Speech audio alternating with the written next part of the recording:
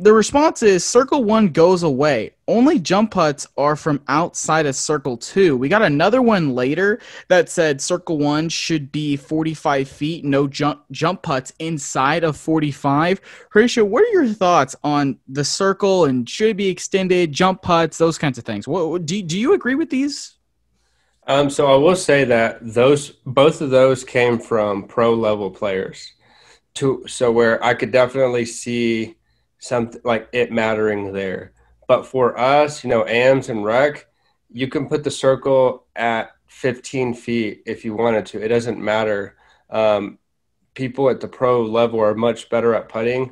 So for circle one, for us, it doesn't matter as much. Most people aren't great of putters. If they were great putters, they would be playing in higher divisions. So even if there is a circle or no circle, people are going to be missing the putts regardless of their skill. So if you got rid of the circle one, people are still going to be missing from inside that range. Or, I mean, they'll figure out a way, I guess, from circle two to be able to putt however they need.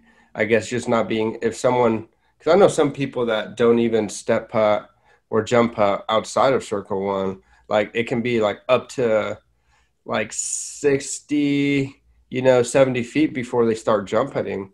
A lot of players, like pros, definitely, they don't jump up from outside of 30. It's not until like they get really high up there that they start jump putting. So I don't know how much that would matter and how much that would help or benefit people, I guess.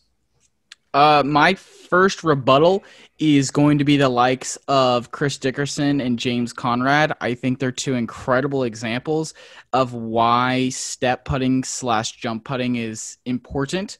And I agree with the circle one should stay the same and that you should I don't think that it should be outside circle two when you're able to do that. I understand a little bit of the argument of like, hey, you're a pro level disc golfer. Like if you're outside 33 feet, like even the second one, 45 feet, if you're within 45 feet, you probably should be able to make it standing still. And of course, if it was changed back, then those who are truly great at the game will just adjust. Right. But I think I love it. Like, honestly, I love the step putt. I've been watching a lot of Chris Dickerson and James Conrad recently, and I'm almost trying to emulate my step putt from Chris Dickerson. And, like, I'll tell you what, I would rather be at 35 than 25 any day of the week. Because from 35, I've got so much more confidence that I can make it than from 25 because I know that I can put more into my shot and falling forward is okay.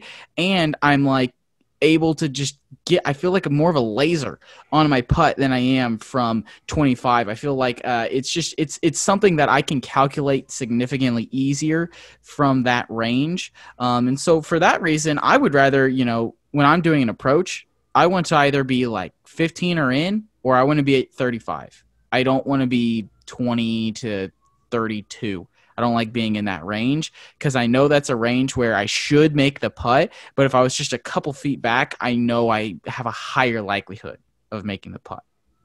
Yeah. I know one thing I'll say is that I feel like step putting is definitely, it's like one of those tools for people that definitely have honed it in and have almost perfected it. But for some people, it's like just an extra thing to mess up in their routine and their putting. And they do it because they think it's going to help them make that putt easier. But I feel like sometimes really it messes up even more because they're adding extra body movements. They're adding another step they have to focus on.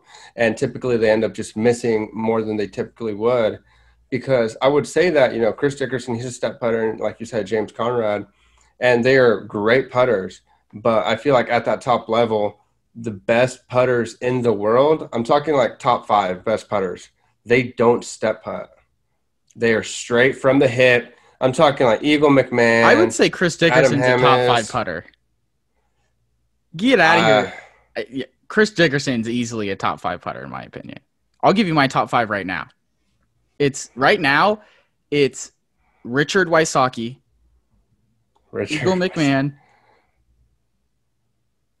I'm going to say Chris Dickerson third, Paul McBeth fourth, and then I'm going to go with, for 5, Give me Calvin Heimberg. What about Adam Hammes? Not in the Adam top Hammes five. is one of the best putters in the world. One of I the When his putter is on, he does not miss. Like from outside, like 40, 50, like he's like Heimberg. Like Heimberg. So my top five, I guess, would be Ricky Wysocki, not in any order. Ricky Wysocki, Paul Macbeth, Calvin Heimberg, Adam Hammes, and Eagle McMahon. so our only difference is Hamas and Chris Dickerson. Yeah, I guess. But like, and even if you take out Dickerson, none of the other ones that you said are step putters. I mean, yeah, I'm saying not everyone's going to be a step putter, but I just think that Chris Dickerson is so lethal with it that he has to be in the top five. It's an Right. advantage. He's perfected it, and that's what I'm talking about. He has perfected that step putt. And I feel like a lot of people see him kind of doing it, or people are like, oh, it helps him, so it's going to help me kind of thing. And it does help you get that extra momentum.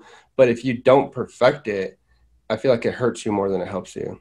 Two other names I'm going to add to the list. I'm not saying they're in the top five, but Nico LaCastro and Ezra Ederhold, both pretty decent to good step putters, and they are also pretty decent to good at putting, I would say. So I guess what I'm trying to say here is my girlfriend is literally exactly what you're saying, where doesn't want to add an extra step because that's too much going on. That's cool. Don't do it then. But that doesn't mean you should take away someone else's ability to work on their step putt, make it really good, and then be like, sorry, you can only do it when you're outside of like 66 feet. So like, or even like, I think a better argument would be the circle one is pushed back to 45 feet instead of eliminating step/jump putting from circle two. Because like I can see more momentum for the 45 foot because it's like, all right, that's kind of a pretty good range, I'd say, from there. Yeah, if you're an AM, like you kind of, I'm not going to say need, but at least in my opinion, when you're at 45 and you can like take that momentum towards the basket and you're an AM, I think you're going to make more putts than you're going to miss. Or it's going to go higher than just trying to stand there. Some people are good at standing there. That's fine. But I can get behind more that 45 foot than eliminating the ability to do it inside circle two. I really like it. I'm a big fan of it. And I think that if you work on it, just like anything, that's like saying I don't have a good forehand, so we can no longer throw forehands off the tee. If that makes sense. Yeah, no, but it's not even like that. I think it's a little bit like I'm saying, it's just a lot of people that do it, and not Jupe specifically, or just anyone. I think part of it is they think they're getting a hack. They think that they're like kind of hacking the game or like getting an extra advantage. They're like mentally telling themselves that step putting, they're getting an advantage because they're getting that. And you're not, you have to release the disc before you can step, so you're not really getting that extra distance. But I think mentally in people's heads, they think they're getting that extra, four, like 3-4 foot or however big your stride is. Like Nicola Castro, he will like stretch his out and get as much as possible. There is like a lot of his that are like borderline foot faults. Probably are foot faults. Because he stretches it out as much. And I feel like a lot of people do that because they're wanting to they think that if they can step putt, they can get that closer to the basket and have a better chance at missing. And not because it helps them putt better, but because to them it feels like they're getting closer to the basket. It's putting them closer. Yeah. Two things, I guess I'll wrap it up here with the step putt, is that I think the ability to fall forward is really good because you can like put extra power and momentum into it and you don't have to worry about foot falling by falling forward. Because, inside the if you're new to the game, if you're inside the circle, you cannot have your feet like go past your lie until the disc comes to rest or hits something. So that's why people in circle two right now, they'll step putt because they're able to go past their lie. I mean, the disc has to be released in the air before their foot hits the ground. So, for example, my left foot would be going forward, but before it hits the ground, the disc has to be out of the air. I like that because I can get more momentum in the right direction. So I think it's just one of those things where I understand your hack, and that I think people might look at it the wrong way, but if you just work on it, just like anything else in the game, I think that it can become a pretty powerful weapon, especially for guys who don't have super high putt range. Yeah, no, I definitely think, but then I guess it's kind of like, you know what? Some of those people wouldn't mind having the circle be moved to 25 feet or 30 feet. You know what I'm saying? Yeah, so like I don't think it needs to go forward at all. Like I don't think the circle needs to be brought in. I think it's good where it is. I can get behind the push the circle back to 45 feet, and then it's really a challenge. But I don't agree with the no jump step putts inside circle 2. Thank you for listening to the Chain Clankers podcast. Make sure you follow us on Twitter and Instagram at Chain Clankers, and hit that subscribe button wherever you're listening to us from so you never miss another episode.